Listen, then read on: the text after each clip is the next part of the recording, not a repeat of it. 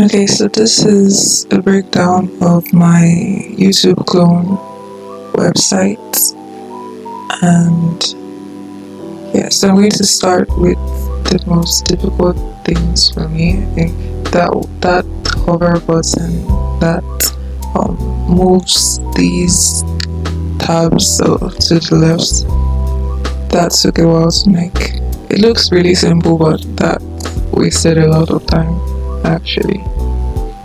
Then yeah, I added YouTube shorts. Then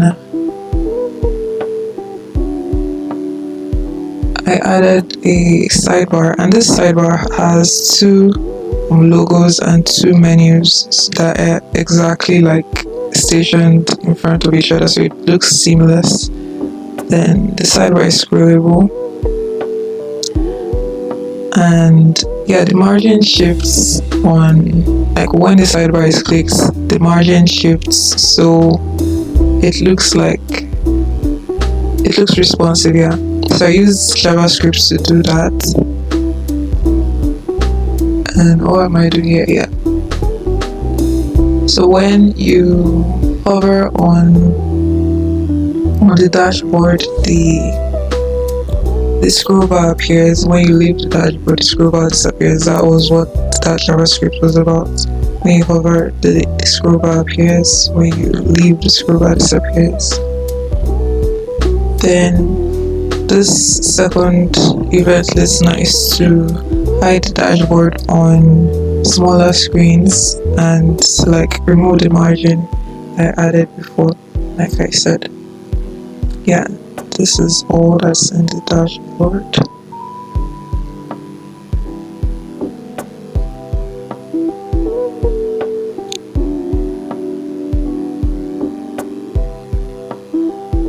So yeah, on smaller screens the dashboard is not visible by default, but when you click on the menu it appears. Click on the menu, it appears with an overlay. When you click on the overlay, you can remove the dashboard.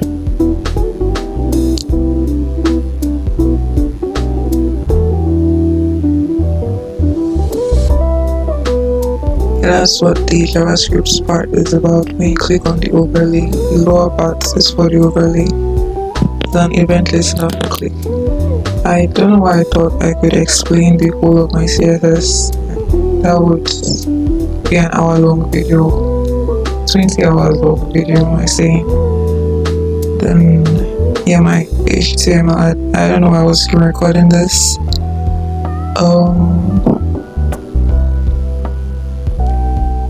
Anyway, so reducing the screen size, I used a grid structure for the cards of the YouTube videos. So it's 3 grids and on the bigger screen, 2 grids on smaller screen, and 1 grid for 1 column, sorry, on the smaller screen. Then for YouTube Shorts it's 5, 3, and 2. So yeah, these are some thumbnails I saved. And when you get to a smaller screen, the search bar removes and turns into this icon. So that's the end of my video. I didn't want to make it too long. There are some things I wasn't able to, like, I'm still getting the hang of using voiceovers. Is actually not easy.